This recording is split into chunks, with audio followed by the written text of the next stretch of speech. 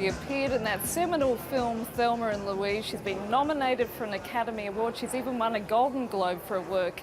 She also went on to portray the first female president of the United States in an American television series, Commander-in-Chief. And in her spare time, Hollywood actor and producer Geena Davis has established an Institute for Gender in Media, and she joins me here today. Geena, thank you so much. Thank you. Now, I understand you were watching television at home one day with your young daughter and you were appalled at the fact that there were so few female roles.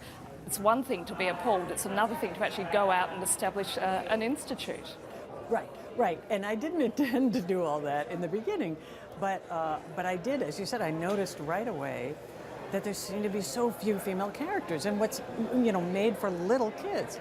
But when I started mentioning it around town, I'm in the industry, so if I'm meeting with a producer or director or studio executive, I would say, hey, have you ever noticed how few female characters there are in G and PG movies?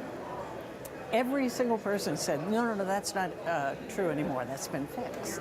And I was thinking, that's not what I see. So that led me down the whole road of getting research on the subject and then, making it sort of my second profession. So what does it mean for a society when there is an absence of women on screen? When the female characters are hypersexualized or very narrowly stereotyped or not an important part of the plot or simply not there at all, the message is, which goes in unconsciously of course, that women and girls are less important than men and boys, that they don't take up half of the space in the world, right? And kids consume media so much, more than anything else except sleeping. So this relentless viewing is pounding into their brains the idea, frankly, that girls are second-class citizens, and boys and girls take in this unconscious message. So it's very damaging to our society and very hampering to the progress that we want to make as far as empowering women and girls, getting more women in elected office, more women in the C-suites and positions of authority. What's been the response from Hollywood to the Institute? Gratifyingly, their response has been incredibly positive.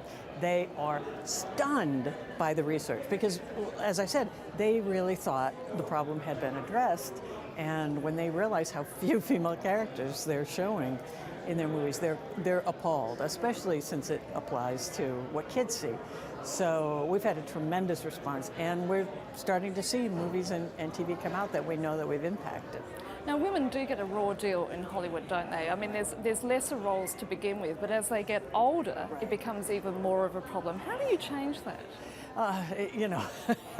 I wish I could in time to help me. Maybe I'll just do this nobly for future generations. But it really is true that idea that the older you get, the fewer parts there are. It really happens to be true. The numbers show that. And I think part of the reason is that the default character is so often male, that they make characters female when there's a reason she needs to be female. But if it's the general or the boss or the doctor or whoever, it doesn't occur to people, oh, well, that could just as easily be a woman as a man. So what I'm encouraging studios to do and creators is think of whether this character could be a woman. Go through your script and change a bunch of first names to female. And now you've added a bunch of female characters. So, and women are a market force to be reckoned with, aren't they? It's true.